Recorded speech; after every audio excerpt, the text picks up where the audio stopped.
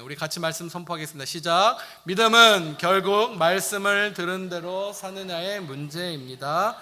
아멘, 아멘. 우리 믿음의 시리즈 같이 나누고 있는데요, 오늘 이 말씀을 통해서도 우리의 믿음이 더욱더 견고해지고 단단해질 줄 믿습니다.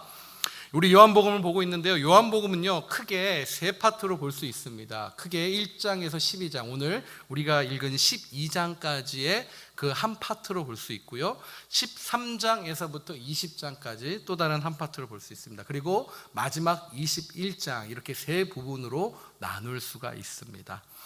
오늘 본문 우리가 읽은 이 37절부터 43절은요 사실적으로 이제 1장에서부터 12장까지의 예수님의 그 공적인 사역들이죠. 예수님이 이 땅에 오셔서 하셨던 수많은 이적과 여러 가지 일들을 마감하는 사도 요한의 그 논평입니다. 그래서 37절부터 43절은 사도 요한이 예수님의 그 많은 행적들을 보면서 어떻게 해요? 느꼈던 그 부분들을 이렇게 논하고 함께하는 그러한 자리, 그 말씀이다라는 거예요. 그리고 나서 이제 44절부터 우리가 끝까지 읽은 50절은요 예수님께서 마지막으로 그 남기신 말씀이기도 하다라는 것이죠. 자, 이제 우리 예수님께서 무리를 대상으로 나타내시는 공적 사역은 오늘 본문으로 끝이 납니다. 자, 오늘 말씀 가운데 예수님께서 십자가에 달리시기 직전에 말씀들로 계속해서 우리에게 무엇인가 말씀하고 계신 것을 볼 수가 있습니다. 자세히 보면요, 그동안 공생의 기간 동안에 마무리하시면서 결론적으로 사역의 중심 되시는 것, 중심 되시는 핵심 엑기스죠. 그것을 단순 집중 반복시키면서 확정하는 것을 볼 수 있습니다. 그래서 43절 이하에서는 앞에 수없이 나왔던 그 예수 그리스도의 가르침, 중심이 되는 것을 반복하고 계시는데, 44절에 있는 것 같이, 그 말씀에 나온 것 같이 우리 한번 44절의 말씀 같이 한번 읽어보겠습니다. 44절의 말씀입니다. 45절 쭉 나오는데 44절 읽어볼게요. 시작.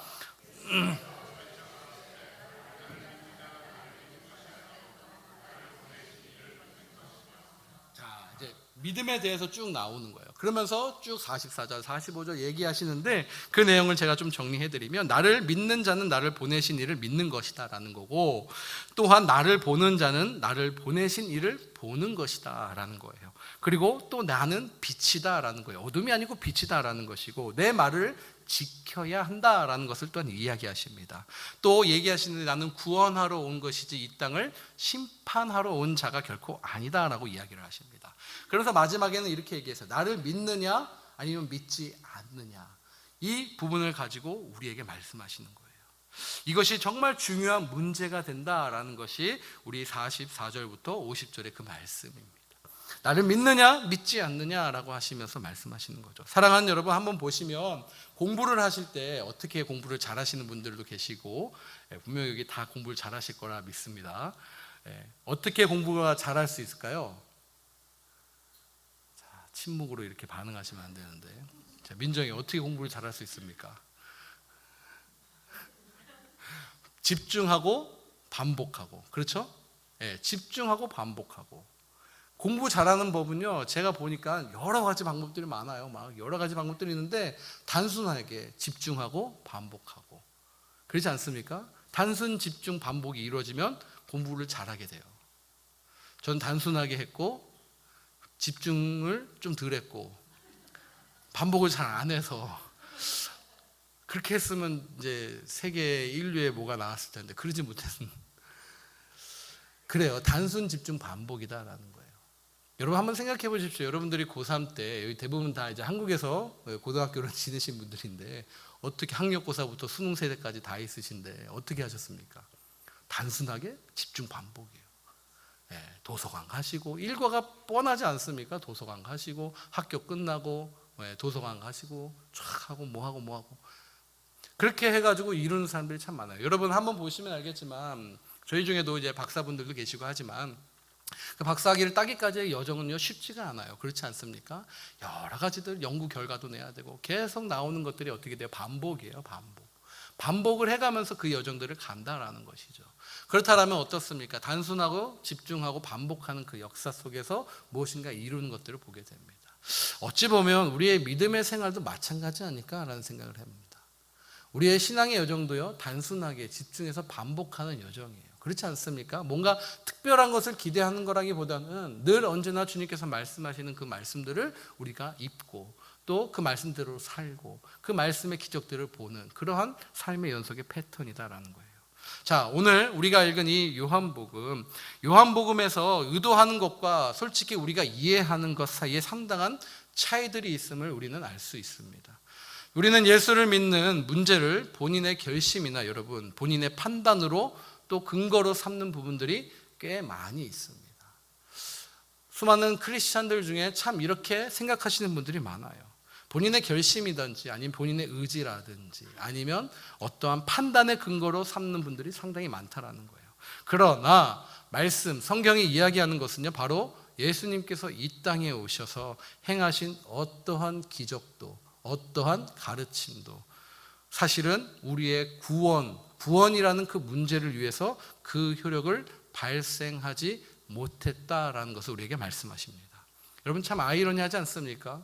예수님께서 오셔서 많은 것들을 하시고 많은 것들을 가르치셨다라고 하는데 그것이 구원을 위해서 효력을 발휘하지 못했다라는 그러한 부분이다라는 거예요. 처음 듣기에 여러분 이상하고 무슨 말씀을 하시나라고 생각할 수 있지만 분명히 말씀은 예수님께서 잘 가르치고 기적을 이루고 무엇인가를 살려냈기 때문에 사람들이 놀라고 반하고 사람들이 항복했다, 믿었다라고 이야기하지 않습니다. 마치 예수님의 그 사역은 어찌 보면 사람들의 평가로 보면 실패가 아닐까. 수많은 사역들을 했는데 결코 믿는 자들이 다 믿지 못하고 여러 부류의 사람들이 나타난 것을 보면 실패 아닐까라는 생각을 할 수도 있는 것처럼 보입니다. 37절의 말씀 같이 한번 읽어보겠습니다. 시작. 37절입니다. 이렇게 많은 표적을 동의하십니까? 예, 보시면 알겠죠. 이렇게 많은 표적을 누구 앞에서요? 우리들이에요. 당시에 있는 백성들. 행했는데 어떻게 돼요? 그를 믿지 아니한다는 것입니다. 어찌 보면 이것은 예수님 당신은 실패자야. 실패 아닙니까? 라고 하는 그러한 표현이기도 합니다. 그렇게 결론을 내리고 있는 것처럼 보여요. 37절은 예수님의 표적에 대한 세상의 반응을 한마디로 요약해서 보여주는 것이에요. 그러니까 예수님께서 많은 표적들을 했는데 세상이 평가를 해주는 거죠. 이렇게 얘기하는 거예요. 수많은 표적들을 그들 앞에서 행하였으나 그를 믿지 아니하더라. 바로 앞에 예수님의 표적에 대한 언급이 없을 뿐 아니라 여기서 언급한 표적은 복수형입니다. 그래서 여기서 나타난 불신들, 인간의 불신들은요, 어떠한 특정한 오병이어 사건이라든지 나사로를 살린 사건을 의미하는 것이 아니에요.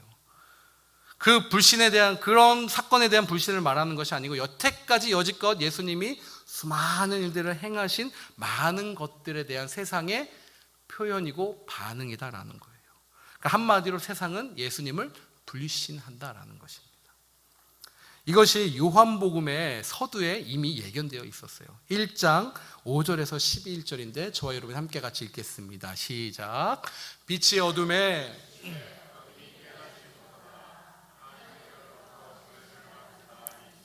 그의 이름은 요한이라. 그가 증거하러 왔으니 곧 빛에 대하여 증거하고 자기로 말미암아 믿게 하려 함이라. 그는 이 빛이 아니에요.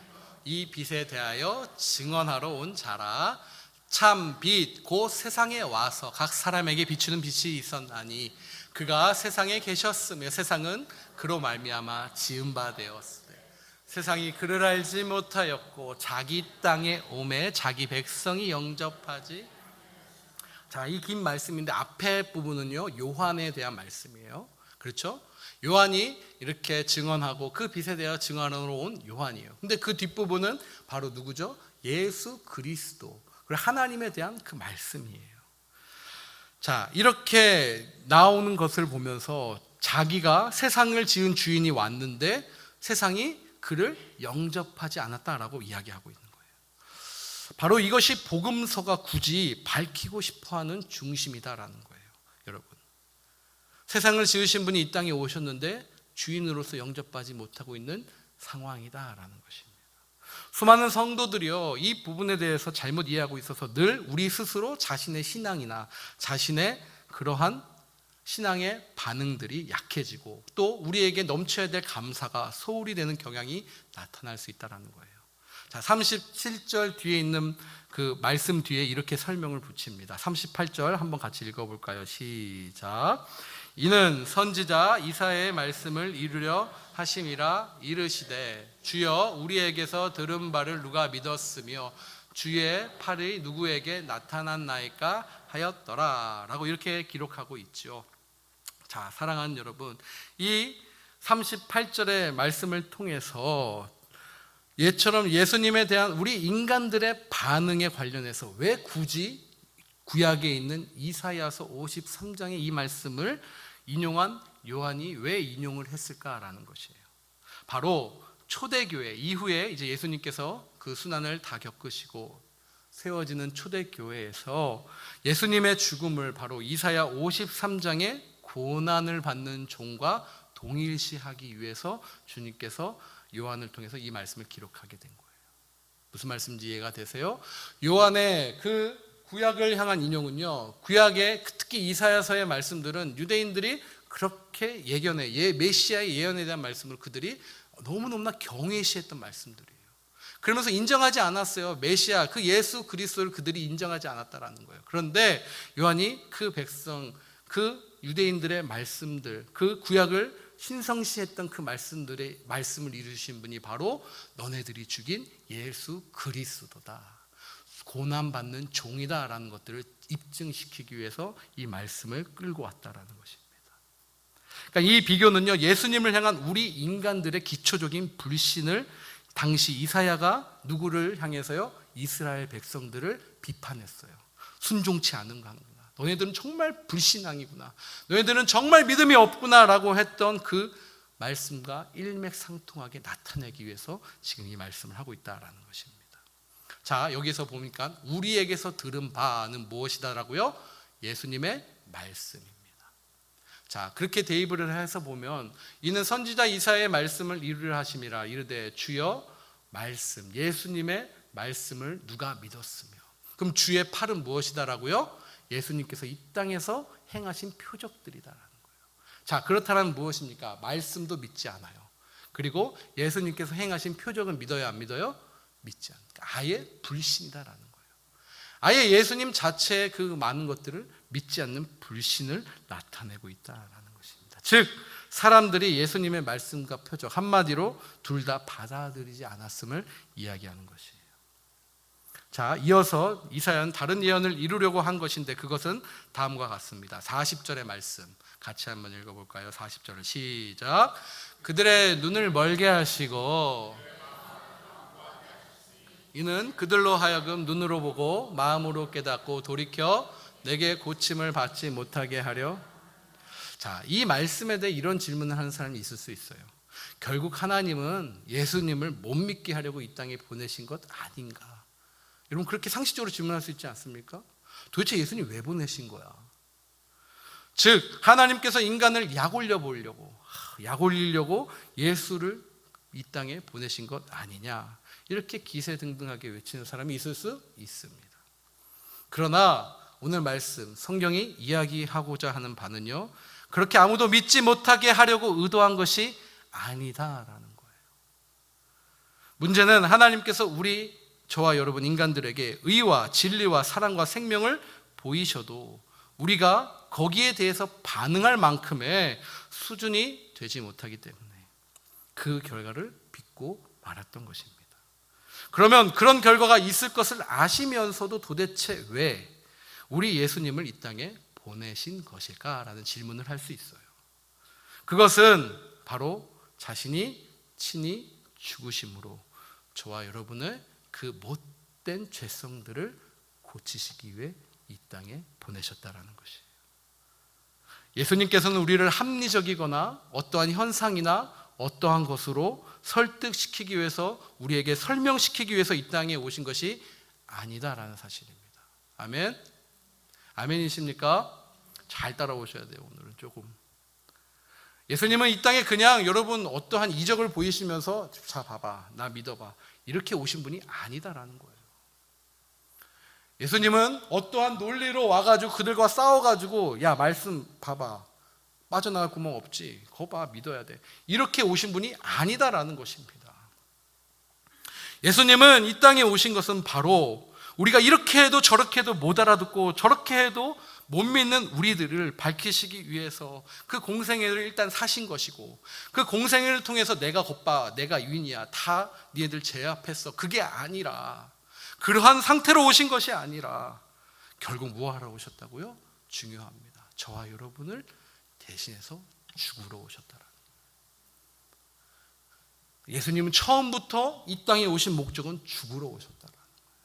여러분 한번 생각해 보십시오. 어느 누가 태어났는데 그의 인생이 결론이 죽음이다라고 하면 감히 상상해 볼 수 있어요. 여러분의 만약에 자식이 있다라고 한번 생각해 보십시오. 그 자녀의 결과가 죽음이다. 받아들이실 수 있겠습니까? 아니, 보내실 수 있겠습니까? 이 땅에. 예를 들어 우리가 그러한 입장이라. 어느 누구도 자기 자식이나 자기의 소유물을 죽기 위해서 내주는 경우는 거의 없습니다. 그런데 전능하시고 전지전능하신 우리 하나님께서 자신의 아들을 누구를 위해서요? 아무 상관없는 저와 여러분을 위해서 대속시키기 위해, 살리기 위해 그 죽음의 제물로 자신의 아들을 내어주셨다라는 것입니다. 바로 예수님은 죽으러 오신 것이에요. 처음부터 우리 예수님 죽으러 이 땅에 오신 것입니다. 무지하고 무식한 저를 위해서. 주님께서 우리 앞에서 행한 어떠한 일도 우리가 알아보지 못할 것을 바로 이사야의 예언을 통해서 이미 알게 하시고, 우리가 주님을 알아보고 구원을 받는 유일한 방법으로 바로 당신 자신이 십자가에 매달려 죄인과 같이 취급당하사 무덤에 결국에는 쓸려 내려가는 방법을 바로 선택하신 분이 예수님이시다라는 거예요. 바로 이것이 우리 예수님께서 이 땅에 오신 목적이다라는 거예요. 자, 우리는 이 같은 말씀을 들으면서 깜짝 놀라게 될 수도 있어요. 자, 우리가 얼마나 엉망진창이기에, 아니 내가 얼마나 엉망이기에 그렇게도 이렇게 희망이 없는 존재인가. 우리가 예수를 믿는다는 것은 성경이 말하는 그런 수준이었단 말인가? 아니야, 그렇게 얘기하시는 분들도 있었어요. 나는 열심히 했어요, 나는 열심히 노력했어요, 주님 따르려고 했어요 라고 말하고 싶은 분이 있을 수도 있어요. 그러나 여러분, 그렇지 않습니다. 성경은 이렇게 이야기합니다. 요한복음 12장 42절로 43절 함께 같이 읽어보겠습니다. 시작. 그러나 관리 중에도 그를 믿는 자가 많되 바리새인들을 인하여 이는 출교를 당할까 두려워함이라. 그들은 사람의 영광을 하나님의 영광보다 더, 그렇게 얘기한 자들이 당시에도 있었어요. 바리새인들이었어요. 지도자들이었어요. 나 그래도 예수님 믿으려고 금식도 하고요, 정한 시간에 기도도 하고요, 내가 하고 싶은 거 욕정으로 다 참고 그렇게 살았어요 라고 이야기했던 자들이 있었어요, 없었어요? 있었다라는 거예요. 근데 주님 말씀하세요. 그러나 관리 중에도 그들 믿는 자가 많대. 바리새인들이나 드러나게 말하지 못하니. 왜요? 그들 마음속에는 이 자리를 뺏길까 봐, 내 인생이 망가질까 봐. 우리는 바로 이 말씀으로 우리의 경험과 실상을 제대로 분석하고 확인할 수 있습니다.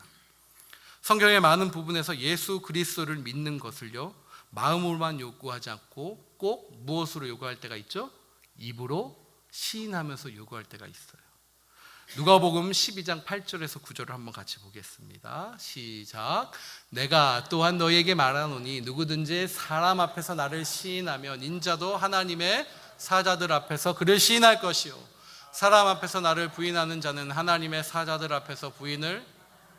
믿으십니까? 우리가 입으로 주님을 믿는다라고 얘기하는 것이 너무나 중요하다라는 것이에요. 그러면 사랑하는 여러분, 왜 굳이 그걸 입으로 얘기해야 되나요? 입으로 얘기하고 말하고 다니는 사람 치고 저는 그런 사람 못 봤네요. 그런 편견이 아니라 중요할 땐 예수님을 입으로 시인할 줄 아는 저와 여러분 되시길 주님의 이름으로 축복합니다. 한번 생각해 보세요, 여러분. 아랍권에서 이렇게 예를 들어 그런 소식들을 우리가 듣잖아요. 다 사로잡혀 가서 그들이 얘기해요. 예수님 믿어 안 믿어? 뭐 하라는 거죠? 그런 일이 있었어요, 진짜로. 믿어 안 믿어? 뭘 하라는 거예요? 그럼 난 속으로 믿어요 라고 이야기하는 거예요. 그들이 원하는 게 그게 아니었어. 왜 그럴까? 사단은 그렇게 얘기한다.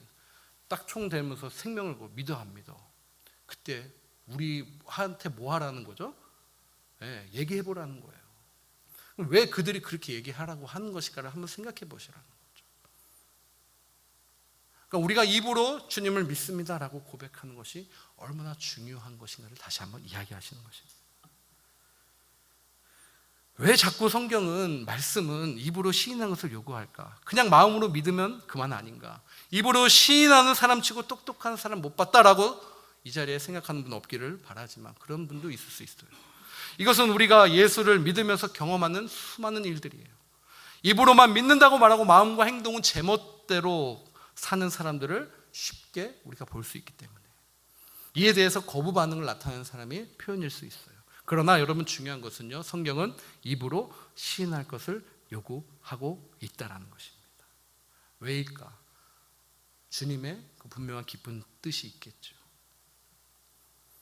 즉 우리 사람의, 인간의 마음으로 생각하는 것이 내 소유 자기 것이 아닐 수 있다라는 그 부분을 성경은 지적하고 싶어서 그럴 수도 있겠다, 저는 찾아봤어요. 로마서 7장 14절에서 20절의 말씀 한번 같이, 좀 길지만 읽어볼게요. 잘 시작. 우리가 율법은 신령한 줄 알았거니와 나는 육신에 속하여 죄 아래에 팔렸도다. 내가 행하는 것을 내가 알지 못하노니 곧 내가 원하는 것은 행하지 아니하고 도리어 미워하는 것을 행함이라. 만일 내가 원하지 아니하는 그것을 행하면 내가 이로써 율법이 선한 것을 시인하노니 이제는 그것을 행하는 자가 내가 아니요 내 속에 거하는 죄니라. 내 속에 곧 내 육신에 선한 것이 거하지 아니하는 줄을 아노니 원함은 내게 있으나 선을 행하는 것은 없노라. 내가 원하는 바 선은 행하지 아니하고 도리어 원하지 아니하는 바를 악을 행하는도다. 만일 내가 원하지 아니하는 그것을 하면 이를 행하는 자는 내가 아니요. 이 말씀은요, 저와 여러분이 사람에 대해서 이렇게 말씀이 설명하고 있는 그 설명 중에 꼭 기억해야 되는 중요한 말씀입니다. 이 말씀을 꼭 기억하실 수 있는 저와 여러분 되시길 축복합니다. 그러니까 말씀이 우리 인간들을 비출 때 이렇게 이런 모습이 있다는 것을 설명해 주는 거예요. 생각은 할 수 있어도 그렇게 살 수 있는 존재가 우리는 아니다라는 거예요. 즉 인간은 자기 자신에 대해서 주인이 아니다라는 것입니다. 말씀 성경이 말하기를 사람의 주인은 따로 있다라는 것이에요. 인간의 태어나면서부터 주인이 따로 있는데 그것은 뭐라고 기록하죠? 죄다라는 거예요. 죄가 인간의 주인으로 다스리고 있다라는 것을 먼저 우리의 모든 것을 말씀하고 있다라는 거예요. 이것을 좀 인격적으로 좀 표현하면 이렇게 돼요. 사탄의 노예다. 그런 말 들어보셨잖아요. 사탄의 노예다. 근데 원리적으로 따져보면요, 종이에요. 종. 누구의 종이죠? 죄의 종. 그러니까 인간은 태어나면서부터 왜 죄인입니까? 라고 물으신다면 이렇게 얘기할 수밖에 없어요. 죄인의 종으로 우리는 태어났어요. 죄라는 것이 우리를 다스리게끔 우리는 태어났다라는 것입니다. 우리는 자기가 원하고 마음속으로 공감하는 것으로 살지 않는다라는 것을 지적합니다. 사람이 정말 제대로 그 마음이 원하는 대로 사는가, 여러분 한번 생각해 보십시오. 정말 여러분들이 사는데 여러분들이 마음이 원하는 대로 여러분 진짜 살고 계십니까? 그런 사람들이 두각이 나타날 수는 있습니다. 그렇죠? 원하는 바대로 살고 있는 사람들이 보일 수 있어요. 그 모습이 어떻게 돼요? 사단은 교묘하게 그 사람들을 세워가면서 뭐라고 얘기하죠? 우상처럼 그들을 바라보게끔 만들어요. 근데 한번 잘 생각해 보세요, 여러분. 수많은 재산을 가진 분들이나 어마어마한 업적을 이룬 분들이나 다 자신이 뜻하는 대로 그렇게 살아갔을까라는 것이죠. 그들 마음에 공허함이 없을까요? 없을 수도 있죠. 못 느낄 수도 있죠. 근데 분명한 것은 공허함이 있다는 거예요. 무엇인가 이루고 무엇인가 자신이 목표한 대로 살아가면서 그것을 쟁취하는 그 기쁨도 있겠지만 그와 동시에 자신의 기준에 자신이 불완전한 그러한 모습의 현상도 마음속에 있다라는 것입니다. 더 쉽게 예를 들면 술을 좋아하는 한 사람이 있다라고 생각을 해보세요. 술을 좋아하는 한 사람이 있어요. 이 사람이 갑자기 병에 걸렸어요. 죽을 병에 걸린 거예요. 간도 안 좋고 위도 안 좋고 여러 가지 안 좋아요. 그래서 어떻게 합니까? 이제는 술을 안 먹기로 다짐을 합니다. 다짐을 해요. 그런데 그 결심만 단단히 섰을 뿐이지 여전히 그는 오늘도 한 손에는 술이 담겨져 있습니다. 그런데 이 사람은 꼭 이렇게 얘기합니다. 오늘 안 먹기로 했습니다 라고 이야기를 합니다. 즉 술을 먹긴 먹었는데 마음속으로는 안 먹겠다라는 생각을 가지고 있었다라는 거예요. 그러니까 이분은 마음속으로 술을 안 먹겠다라는 생각을 가지고 있었기 때문에 내가 옛날에 마음 먹고 술을 먹을 때보다 조금 낫다라고 스스로 자위하면서 괜찮다라고 생각을 하는 것이죠. 근데 현실적으로는 여러분 어떻죠? 똑같습니까? 다릅니까?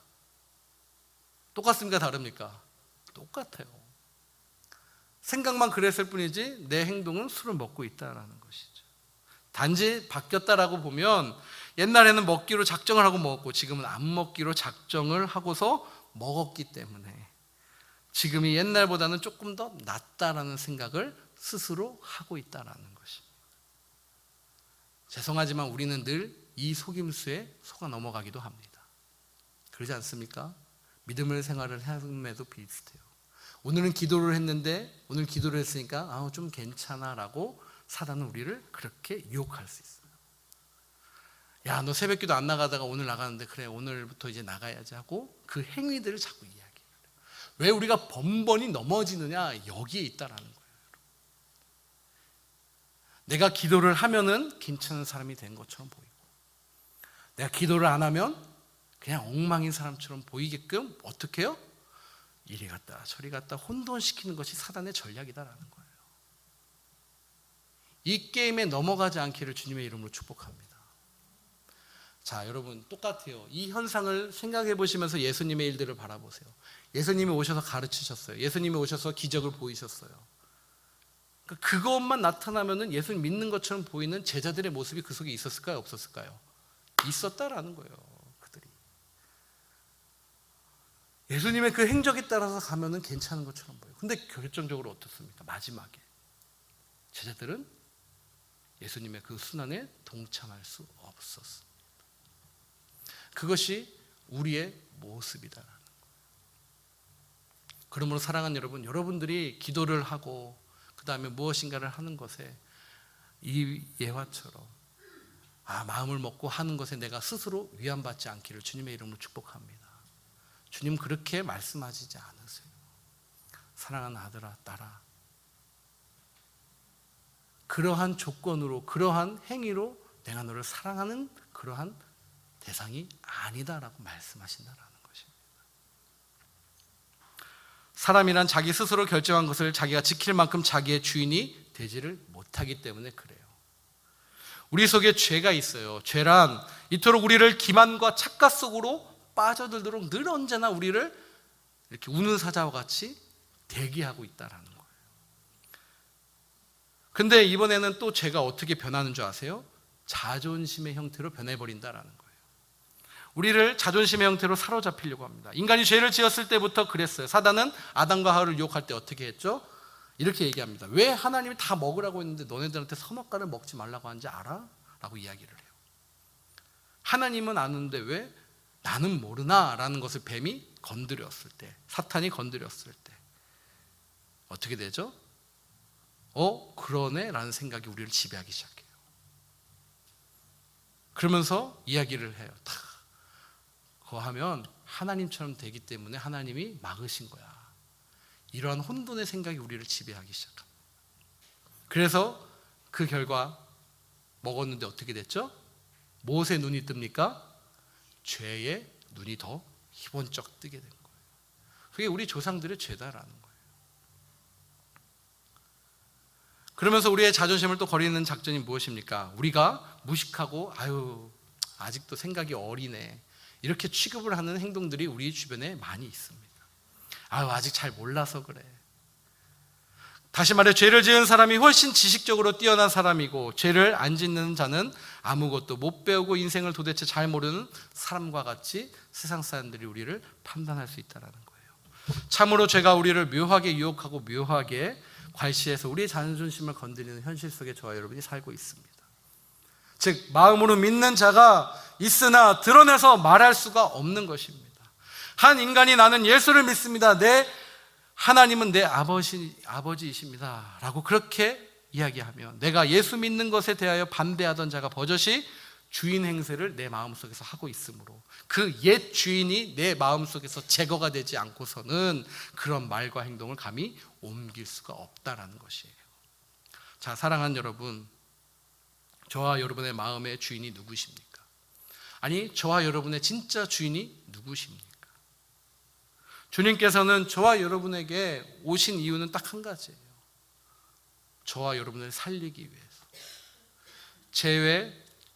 죄라는 그 주인으로부터 주님께서 십자가의 완벽한 사랑으로 도저히 우리의 힘과 능력과 우리의 지식과 우리의 모든 것으로는 감당할 수 없는 그 죄의 자리를 주님께서 십자가의 사랑과 십자가의 완벽하신 계획 속에서 그 죄의 주인의 자리를 바꾸시려 죽으시려 저와 여러분에게 오셨다라는 것입니다. 믿으십니까? 그것을 내가 믿음으로 믿는 자는요, 믿음이 있는 자예요. 아멘. 기도를 열심히 해서가 믿음이 있는 자가 아니다라는 거예요. 그냥 뭔가를 막 해서 믿음이 있는 자가 아니다라는 거예요. 절대 구원은 우리의 노력과 힘으로 오는 것이 아니라 오직 무엇으로요? 하나님의 전적인 은혜로 오는 것입니다. 할렐루야. 그것을 담대하게 선포하는 저와 여러분 되시길 주님의 이름으로 축복합니다. 우리 세 자매가 있어요. 이 세 자매를 통해서 하나님께서 이미 역사하고 계세요. 저는 믿음의 그 발걸음 걸어가고 있다고 봅니다. 저는 믿음이 없는 것 같은데요, 이야기할 수 있어요. 충분히 그럴 수 있어요. 근데 주님을 정말 사랑하는 그 마음들이 내 안에서 피기 시작하고, 그것에 대해서 우리 민정이, 하민이, 연진이가 네, 주님 사랑합니다 입으로 시인할 때 이미 믿음은 역사되고 있다는 것입니다. 여러분들이 무엇인가를 해서 종교적인 행위, 그것에 여러분들의 신앙의 잣대를 대지 않기를 주님의 이름으로 축복합니다. 요한은 그것을 이야기하고 있는 거예요. 요한은 지금 그것을 이야기하고 있는 거예요. 그럼 주님이 말씀하시는 거예요. 나의 자의로 49절에 나의 자의로 말하는 것이 아니요 나를 보내신 아버지께서 내가 말할 것과 이룰 것을 친히 명령하여 주셨다라고 주님도 하나님 앞에 순복하는 종의 자세로 나아가셨다라는 것입니다. 오늘 기적이 일어났습니다. 저와 여러분이 이 자리에 있는 것이 기적입니다. 아멘. 이미 믿음으로 반응하고 믿음으로 이 자리에 함께하고 있는 것이 기적이다라는 사실입니다. 이 기적의 행보가 저는 여러분을 통해서 더 활발하게 나타나기를 주님의 이름으로 축복합니다. 그래서 사랑하는 여러분, 이제 우리가 구해야 해야 할 일은 구원의 확신이 아닙니다. 아멘. 이 자리에 있는 분들은 이미 다 구원의 확신을 받은 줄 믿습니다. 그 구원의 확신 때문에 여러분들이 자꾸 신앙의 생활을 자꾸 도태되고 다시 백하지 않기를 주님의 이름으로 축복합니다. 믿음이 아니에요. 사단이 자꾸 우리에게 혼동 주는 거라는 거예요. 왜요? 전진하지 못하게, 앞으로 나아가지 못하게 어떻게 해요? 자꾸 이렇게 교묘하게 자존심 건들고 기준 건들고 해서 다시 끌어당기는 거예요. 어디로요? 죄의 자리로 자꾸. 어떻게 해요? 죄가 주인 되게끔. 그래서 자꾸 자기가 뭔가 해보려고. 아니다라는 거예요. 하나님을 주인의 자리로 모시는 자들은 이미 구원받은 자들로서 구원의 확신 속에서 이제는 어떻게 됩니까? 믿음의 경주를 할 때입니다. 주님께서 저와 여러분을 그렇게 사용하시길 원하십니다. 주님이 저와 여러분을 이 땅의 믿음의 경주자로서, 지금 정말 여러분 어떻습니까? 엄청 말씀이 이루어지고 있는 시기예요. 제가 보니까 깜짝깜짝 놀라요. 이 모든 혼돈과 이 마지막 때라는 증거들이 넘쳐나는 시대에 저와 여러분 살고 있어요. 그렇다면 이 시대 속에서 하나님이 찾고 있는 자가 분명히 있다는 것을 알고 있지 않습니까? 찾고 있는 자가 누굽니까? 바로 하나님의 선택된 자녀들이다라는 거예요. 입으로 시인하는 자들이에요. 믿음으로 우리가 입으로 시인하고 그 믿음대로 살 때 하나님께서 그 자녀들과 함께 이 세상의 마지막 때를 뒤집을 그러한 시기를 주님께서 준비하고 계시는 줄 믿습니다. 그 일에 저와 여러분이 전심전력하기를 주님의 이름으로 축복합니다. 이 땅에 하나님의 나라가 세워집니다. 아니, 하나님의 나라였어요. 하나님의 것인데 왔는데 하나님이 아니다라고 해요. 사람들이 주인이 왔는데 주인이 아니다라는 거예요. 근데 그 주인이 이미 내 마음속에 오셨습니다.